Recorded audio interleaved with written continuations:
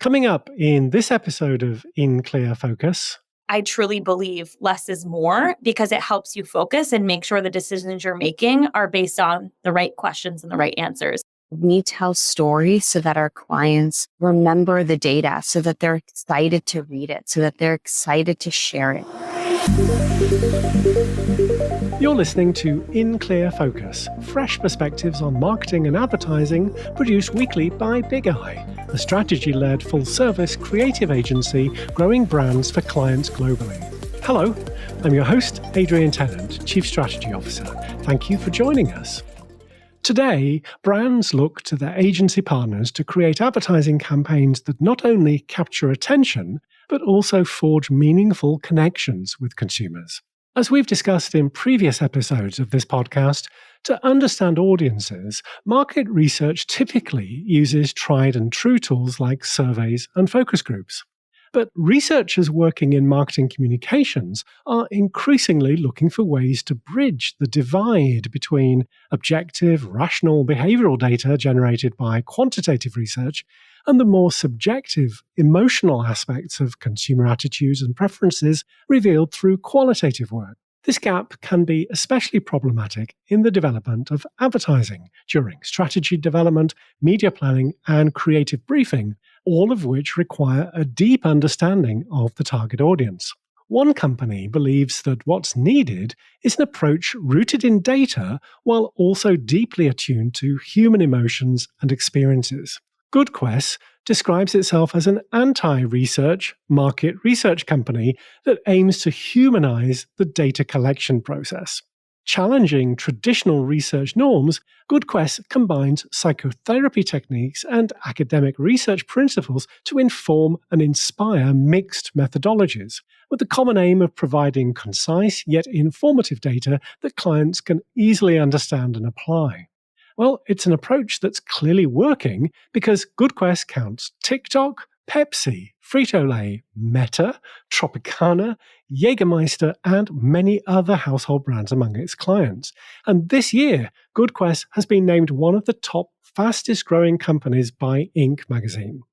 Our guests today are the co-founders of GoodQues. Maria Vorovich is the Chief Strategy Officer, and Holland Martini is the Chief Insights Officer. To talk about their unorthodox approach to audience research, Maria is joining us today from Denver, Colorado, and Holland from New York City.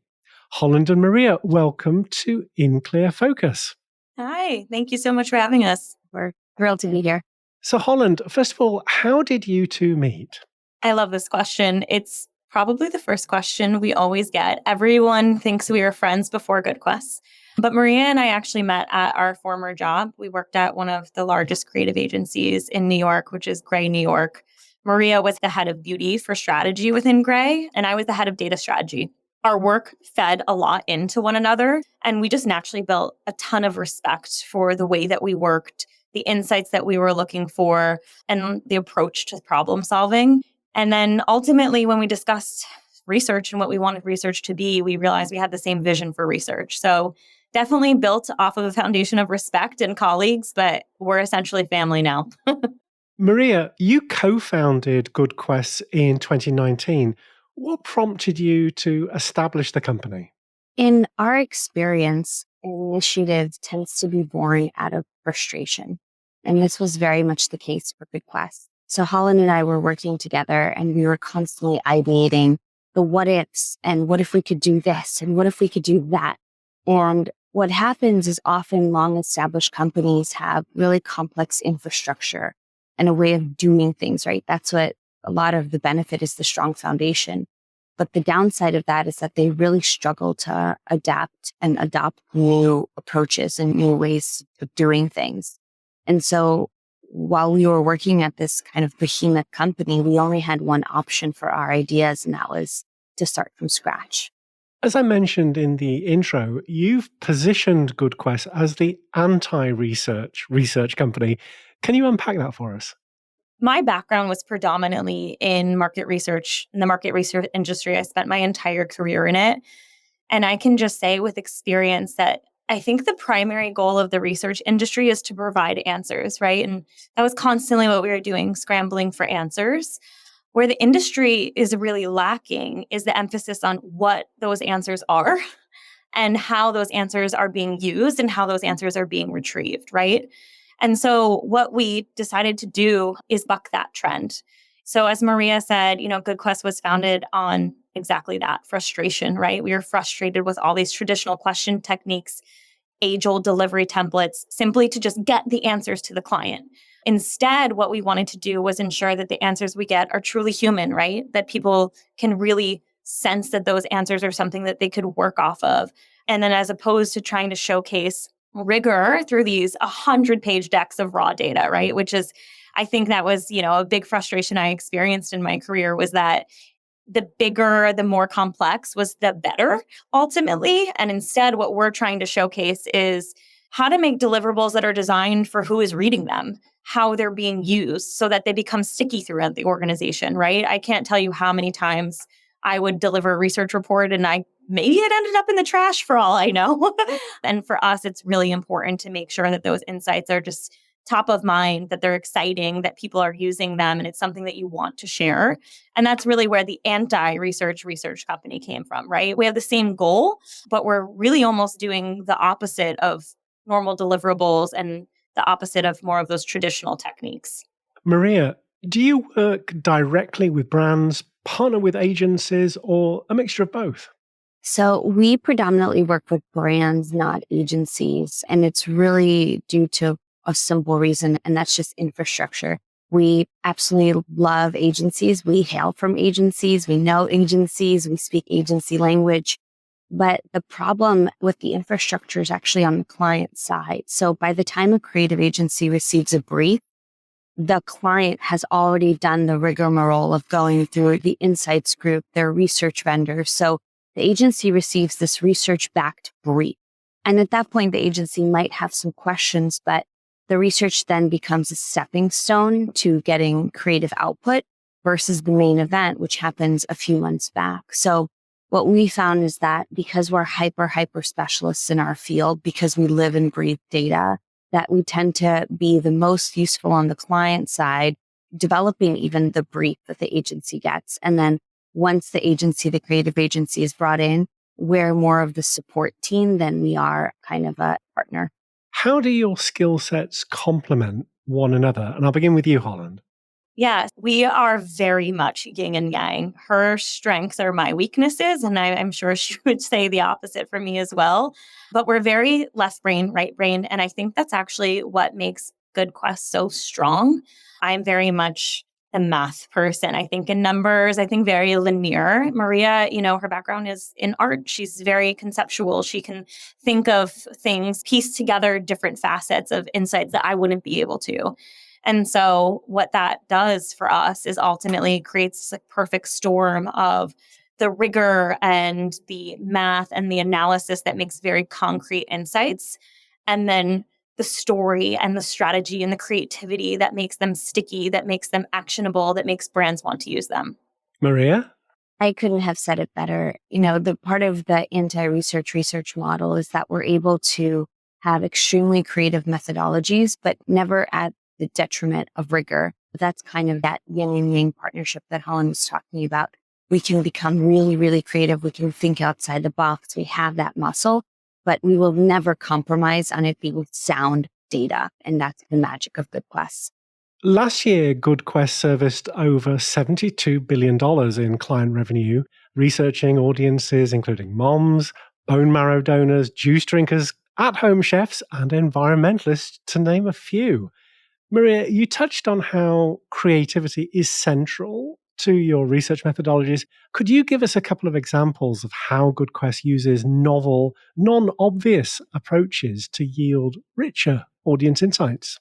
Absolutely. One of my favorite examples is one of our more emotionally complex problems that came across our desk. So we were working with a government-funded agency that was studying racism in healthcare, specifically with the AAPI community. And they came to us to help understand the issue and help understand the source of any problems. And I believe a typical research agency would go about it in qualitative, right? They would conduct some kind of interview, even if it's one-on-one, in depth. But racism is such a difficult thing to talk about, especially with a stranger, and just asking the question, we knew straight off the bat just wouldn't be enough.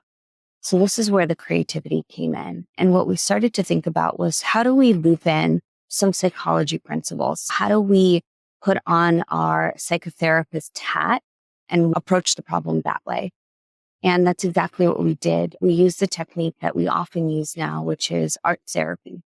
And what this does is gathered our respondents and we gave them access to a software that allowed them to create cartoons. And when they were creating these cartoons, they can choose their avatar, they can choose their clothing, they can choose the word bubbles, they can choose the environment, they can choose the characters around them, they can choose as many or as little panels, if you imagine a cartoon, as they'd like. And what we essentially got are these storyboards of situations where they were reenacting the moments that had happened to them in their lives. And through that, the kinds of things we were able to learn were absolutely extraordinary and would have never come out of a conversation. So the example I love to give is what we learned is racism is very much still felt in the healthcare environment by this group, but it's rarely felt from the healthcare providers. So the doctors, the HCPs, the nurses.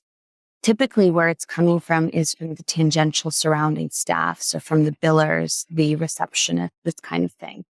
And again, if we had had just a conversation, I don't believe that would ever have come out. And so that kind of creativity is what takes us from mundane insights or surface level to real depth, giving people that comfort, thinking about how do we make them feel able to open up to us versus forced to have the conversation. So hopefully that gives a little bit of a taste of what we do. It does, thank you. Now, Holland, you referred to the 100-plus page decks a moment ago. You, however, feel that less is more when it comes to, rather than more is more, less is more when it comes to research. Can you share some examples of how this is reflected in the work GoodQuest does for clients? Yeah, absolutely. And I think the less is more is a bit taboo coming from a data nerd. So I do have a strong opinion on this, but I think what makes GoodQuest extremely unique is the fact that we're a team of not just researchers and analysts, but we're built both by analysts and strategists. And that creates a different level of thinking, right? And it's not just, can we provide the answers to our clients' questions, but it's to make sure our clients are asking the right questions. Why are you asking the questions? And that helps us focus on the right answers. I think a big pet peeve with a lot of people who look at different metrics and data, for example, you have 5 different data points, 2 go up, 3 go down, and then what? What are you doing? And people are making very large brand decisions off of this, right? And that's why I truly believe less is more, because it helps you focus and make sure the decisions you're making are based on the right questions and the right answers. So I'll give you an example to contextualize it. One of our clients is one of the biggest beers. You go in any bodega in New York or anywhere from wherever you're listening and you see this beer. And they really think that the backbone of their brand is quality, and all the decisions they make are off of these various metrics that showcase what quality is to them. Variables like the price, the packaging, what people think of the packaging, where it's placed, the taste, whether or not people know the heritage of the brand. And they're making huge decisions off of these data points that they measure every month.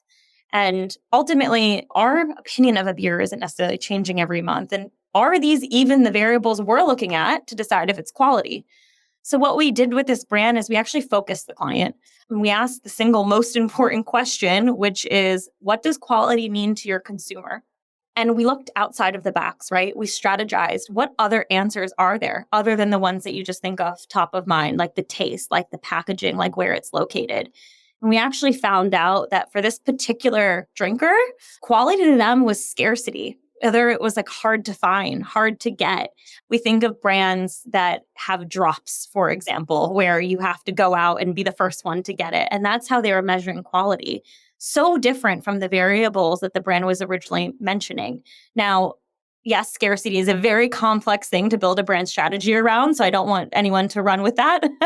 But the point being is it focused with the client, and they had kind of a North Star to look at when making decisions, as opposed to, sorry for the bad analogy, a universe of stars that they were trying to digest and then make decisions off of. Maria, On your website, you talk about conducting qualitative work in bars instead of research facilities and gamified surveys versus standard questionnaires. What motivates these kinds of unorthodox approaches? So it's interesting. It's unorthodox for our category, but it stems from a principle that's been widely used, I would say, from the early 2000s of human first principles in design thinking and even product development. It's very squarely fits in the tech space. It's actually an idea that showed up on a TED stage as far back, I believe, as 2002. But what we're doing is we're bringing it into research, which is very novel and very, very fresh. And the main idea of it is to focus on people and their context much more so than the goal, which again, for our industry is revolutionary. So if we think to a spirits company, for example, and if we think about them developing a product, and the goal is to determine which flavor drinkers will like best. So what happens historically is that taste tests are conducted in research facilities. Now, I don't know if you've ever been to a research facility, but usually what that involves is fluorescent lighting, two-way mirrors, these office chairs, office tables, 3-day-old sandwiches. And it's actually the opposite environment in which you might be drinking alcohol or taking shots, right? So yes, you're going to achieve the goal in terms of you'll get some semblance of idea of the flavor people like. But will it be accurate? Will it mimic a real life environment? And so with that human first research design approach, we start to consider the people, again, above the problem.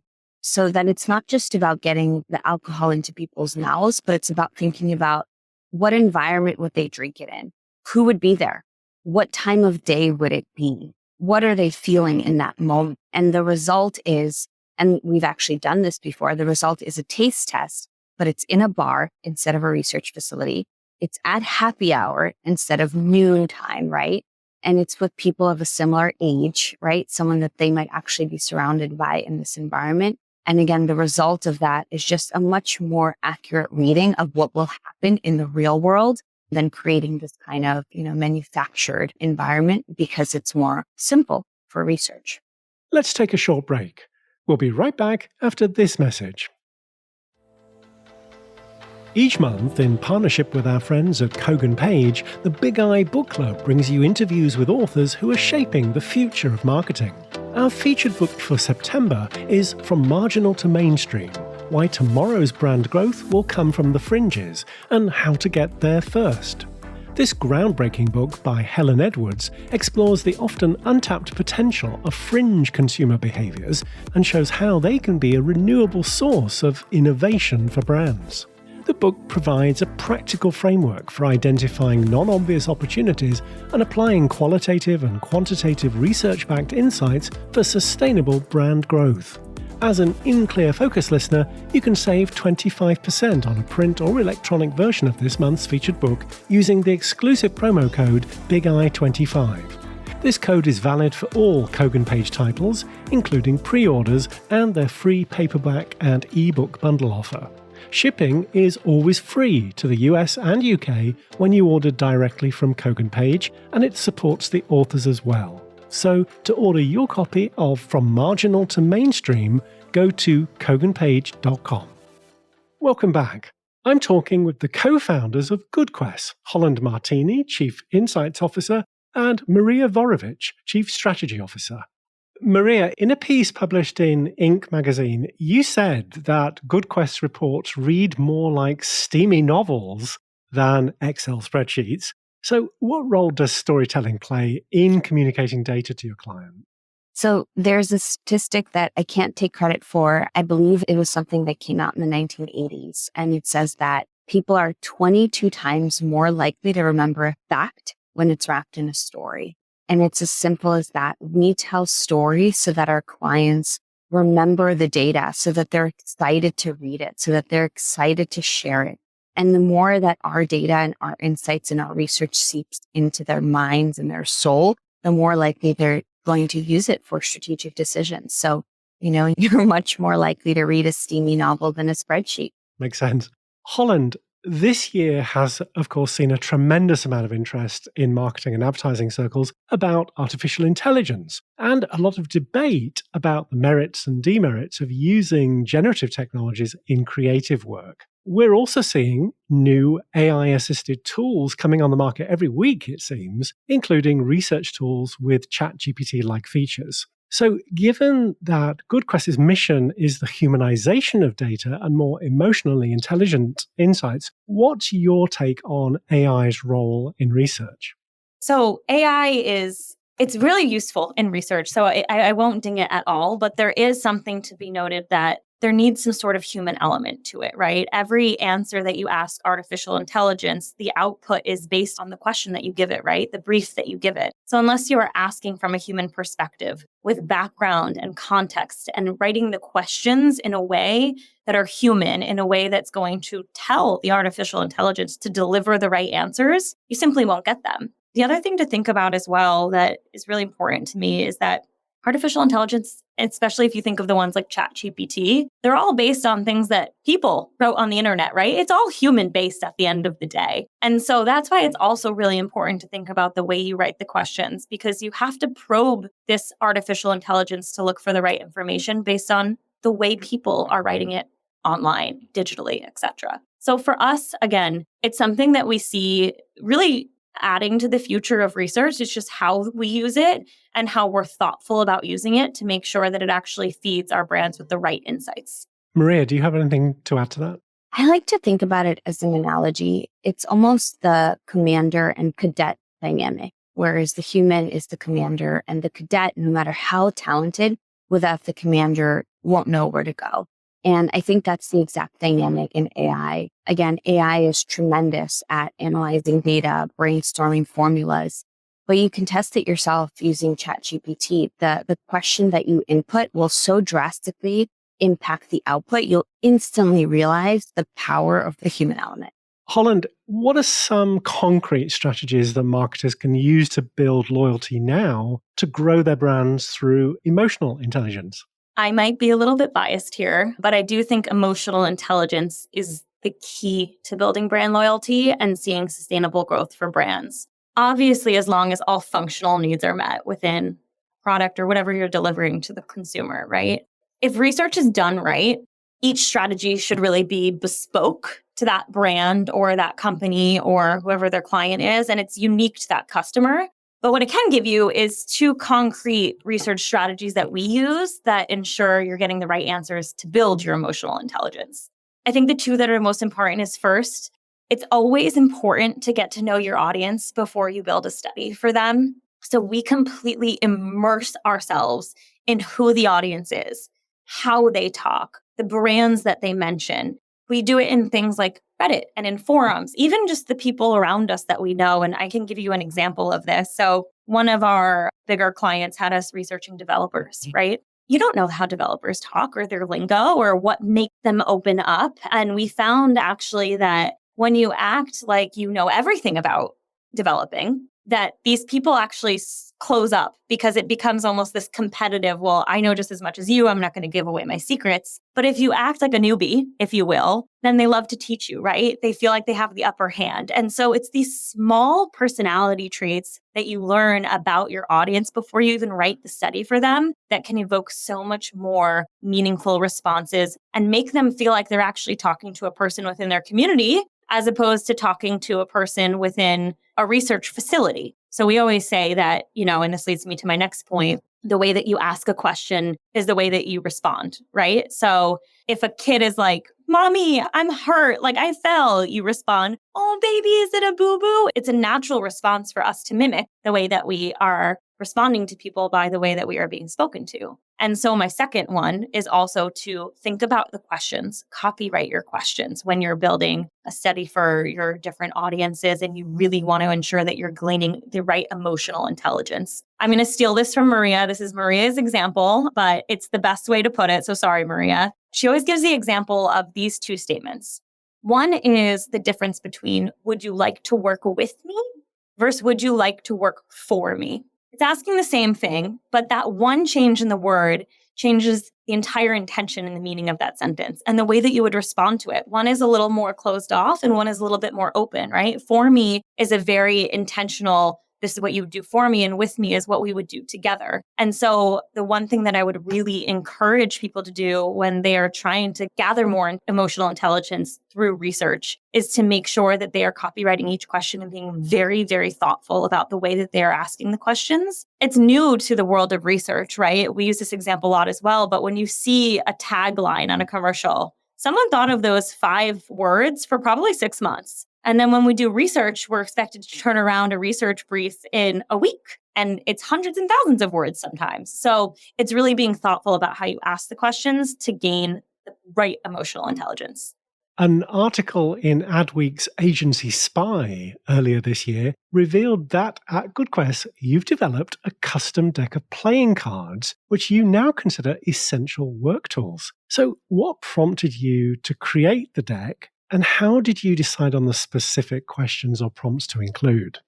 Yeah, it's a great question. So we're very much culture vultures at GoodQuest. We love to monitor what's going on in the world. We live and breathe it. And these kind of question cards were gaining steam. I'm sure you've seen some of them. And we were seeing our friends, our lovers, our coworkers all kind of playing these games, right? With the intention of getting closer to each other again, whether it's a co-working relationship, an intimate relationship, a friendship, etc. And so we were extremely inspired by it. And we thought, as a company named GoodQuest, a good question, we should probably have our own stake in the ground around what good questions are.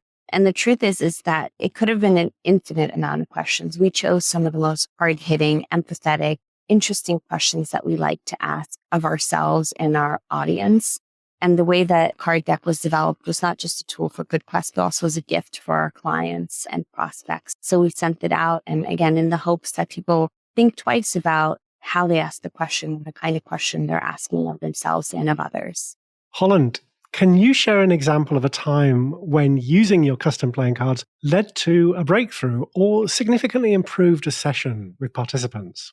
Yeah. So I think one thing that also was a catalyst for why we built these playing cards is because there are so many studies that suggest that the people are more likely to be honest with you and open up to you if they know more about who you are as a person. And the playing cards are meant to do exactly that, provide more color, more context to who you are as a person based on these more intimate or interesting questions that really provoke thought.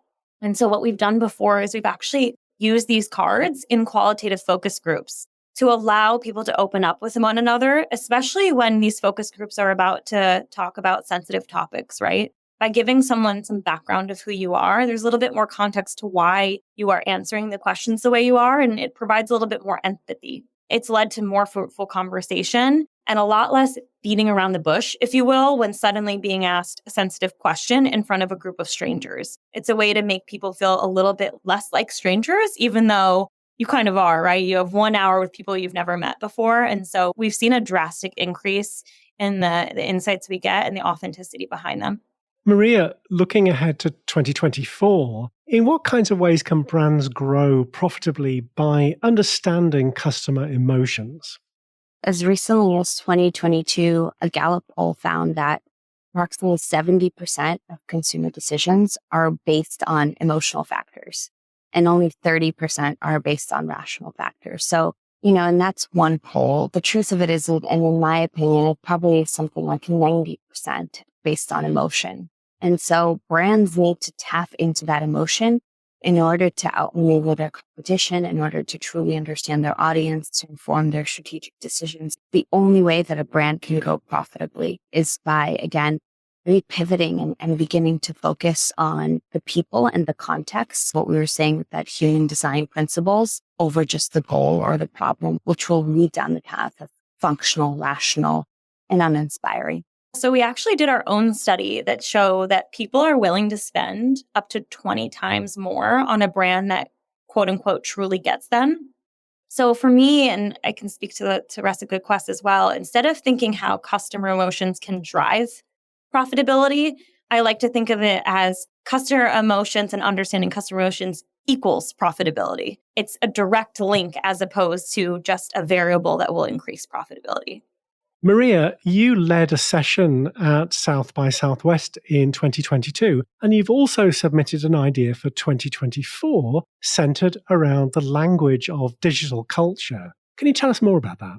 Absolutely. And some of the listeners listening to this podcast now might remember the era when digital was a separate work stream entirely from traditional. And that was a separate work stream from social. And it's only recently that all of those social, digital, mainstream, traditional are starting to blur together. And I would say that the same thing is happening with language. Digital language patterns are bleeding into everyday language. So people are very likely to say something like, well, when they find something humorous, right? Which is just shorthand for a laugh out loud. And that was birthed in text messages, right? And now it's part of everyday nomenclature. And so this has so many implications for research, an environment where, again, how we communicate, what we say, how we write the question is really critical to getting the point across and getting the right insight. So we're studying this phenomenon so closely, and we're starting to integrate memes, we're starting to integrate emojis, we're starting to even integrate slang into how we write our research studies when it's appropriate in order, again, to connect with people and speak like them. So it's really kind of interesting to see how digital culture is just making its way into everyday culture, specifically with language. This May, you both became new moms just 2 days apart from each other. Well, obviously, first of all, congratulations. What has the experience of being new moms and business partners been like? And how's it impacted your day-to-day involvement in the business? Wow, what an extraordinary journey. And to say that the 2 days apart was unplanned is an understatement. I think that it's taught us so much in terms of how to be better business partners to each other, how to really practice trust with each other and with our team. And more than anything, for me, it's taught me efficiency. Our involvement with the business is the same as ever, and we just have less time to do the same amount of work, if not more. And so, again, it teaches you how to be really empathetic to not only your business partner, but your team, and also how to practice trust with not only your business partner, but your team. And Holland, I'd love to know if you have thoughts on that as well. Yeah, for me, it's exactly what you said. It's really reinforced the importance of empathy. My day-to-day involvement, it just requires way more flexibility, way more coffee, and way more patience. And I think the other thing that is more of a learning, if you will, is it also has given us room to allow our team to grow in a way that I don't know it would have before without us. With Maria and I both being out for a substantial time, which again was wildly unplanned, it's given our team time to shine and really step into roles that we never expected. And we're lucky to say that they've exceeded all of our expectations. And it's not that we haven't given them that potential before, but it was just a set of circumstances that allowed people to step into roles well above what was anticipated. And it was beautiful to see our company grow and shine, regardless of us being less present. What are your future goals or aspirations for GoodQues? That's a good question. It's a hard one. I think we've been very lucky to run GoodQuest as a lifestyle business. We've had very good momentum. We've seen a lot of growth, but it hasn't been at the expense of our personal life and at the expense of hiring quality people or at the expense of doing good work for our clients. So for me, it's just maintaining the sustainable growth while delivering quality work and ensuring that we have a fun company culture and environment. And it's really rare to be able to say that you get to do a job that you love, especially in the industry that we are in, and to have hours that are comfortable and deliverables that you're proud of. And for me, it's just maintaining that growth, and that will make me happy enough. Maria?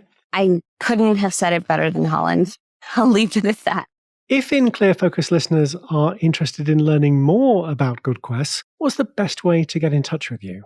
Yes, this is an easy answer, short and sweet. We respond to emails at info@goodquest.com. That's our primary form of communication. So that's where to find us. And if you'd like to learn why memes and emojis are the new language of research, you can vote for a session on the South by Southwest panel picker. We'll provide a link in the transcript for this episode. Maria and Holland, thank you both very much for being our guests on In Clear Focus. Thank you so much for having us. Thank you. Thanks again to my guests this week, the co-founders of market research agency GoodQues, Holland Martini, Chief Insights Officer, and Maria Vorovich, Chief Strategy Officer. As always, you'll find a full transcript of our conversation, along with links to the resources we discussed, on the Big Eye website at bigeyeagency.com. Just select podcast from the menu. Thank you for listening to In Clear Focus, produced by Big Eye. I've been your host, Adrian Tennant. Until next week, goodbye.